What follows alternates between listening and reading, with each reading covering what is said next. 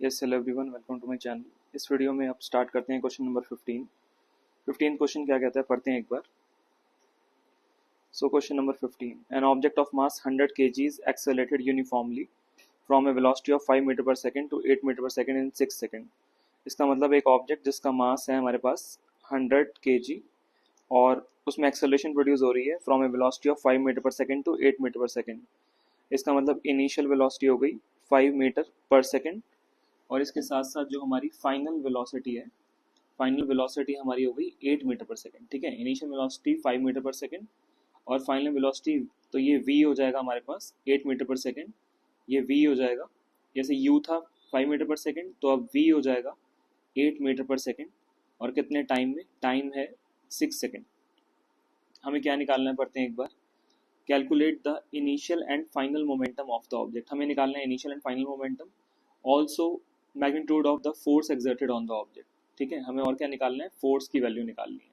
तो हम सॉल्व करते हैं। यहाँ पर क्या लिखा हुआ है, इनिशियल मोमेंटम का फॉर्मूला। अब देखो इनिशियल मोमेंटम निकालना है तो लिखते हैं यहाँ पर इनिशियल मोमेंटम।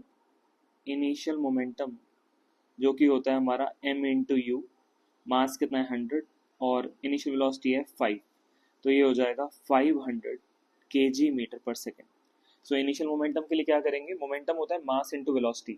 इनिशियल मोमेंटम के लिए मास इंटू इनिशियल वेलोसिटी कर देंगे। ठीक है, अब है फाइनल मोमेंटम।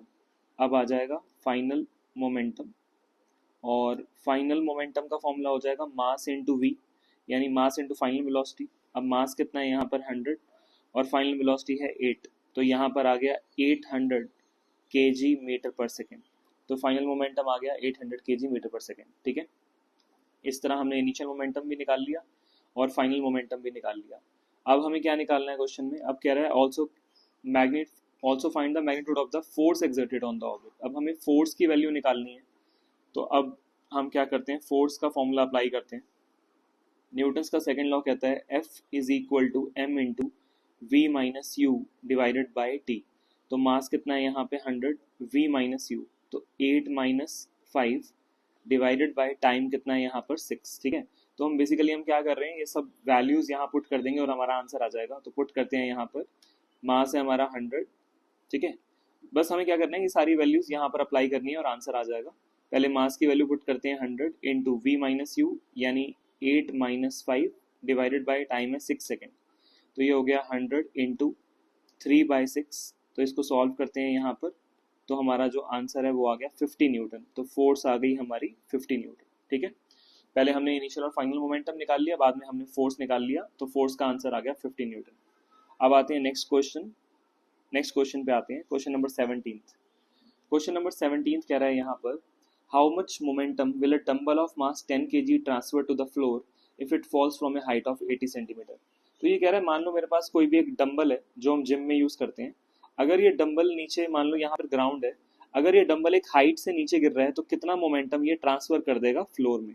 फ्लोर में कितना मोमेंटम ट्रांसफर कर देगा। तो देखो यहाँ पर अभी मेरे पास क्या गिवन है, एक तो ये हाइट गिवन है। यहाँ पे ये हाइट है 80 सेंटीमीटर, इसको हम कन्वर्ट कर लेंगे मीटर में, 80/100 मीटर। और अगर कोई भी ऑब्जेक्ट एक हाइट से गिर रहा है नीचे, तो यू कितना हो गया 0। और ग्राउंड पे गिरने से पहले इसकी एक फाइनल वेलोसिटी है, वो हम कैलकुलेट कर लेंगे। तो अगर हमारे पास फाइनल वेलोसिटी आ जाएगी तो ग्राउंड पे गिरने से पहले का फाइनल मोमेंटम आ जाएगा, और जितना भी मोमेंटम होगा just before touching the ground, वो सारा मोमेंटम फ्लोर में ट्रांसफर हो जाएगा। ठीक है, ऐसे इस क्वेश्चन को अप्रोच करना है। तो हम क्या करेंगे, यहाँ पर हम यहाँ पर सबसे पहले लिख लेते हैं u कितना है 0, v हमें कैलकुलेट करना है। v वो वेलोसिटी है just before touching the ground, और जो हाइट है वो डिस्टेंस हो गया, ये कितना है 80 सेंटीमीटर, तो ये कितना हो गया 80/100 मीटर हो गया। ठीक है, डायग्राम हमें समझ आ गया, तो हम डायग्राम को रब कर देते हैं। यहाँ पर डायग्राम की कोई रिक्वायरमेंट नहीं है।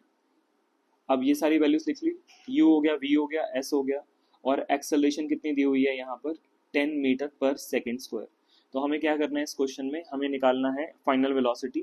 Third equation of motion use करेंगे, using v square minus u square 2 into a into s. V square minus u कितना है 0, 2 इंटू एक्सेलरेशन है 10 और डिस्टेंस कितना है 80/100। तो 2 0 से 2 0 कट, यहाँ पर v स्क्वायर आ गया 16, v आ गया square root of 16, 4 metre per second. तो फाइनल वेलोसिटी आ गई 4 मीटर पर सेकेंड। अब हम निकाल सकते हैं मोमेंटम कितना है, यानी फाइनल वेलोसिटी मतलब कि just before touching the ground, यानी अगर एक डंबल यहाँ से नीचे गिर रहा है तो नीचे गिरने से पहले उसकी फाइनल वेलोसिटी कितनी थी वो हमारे पास आ चुकी है 4 मीटर पर सेकेंड। ठीक है, तो अब क्या हो जाएगा, मोमेंटम निकाल लेंगे। तो यहाँ लिखते हैं momentum, momentum just before touching the ground, momentum just before touching the ground, momentum just before touching the ground. तो कितनी वैल्यू आ जाएगी यहाँ पर, momentum just before touching the ground.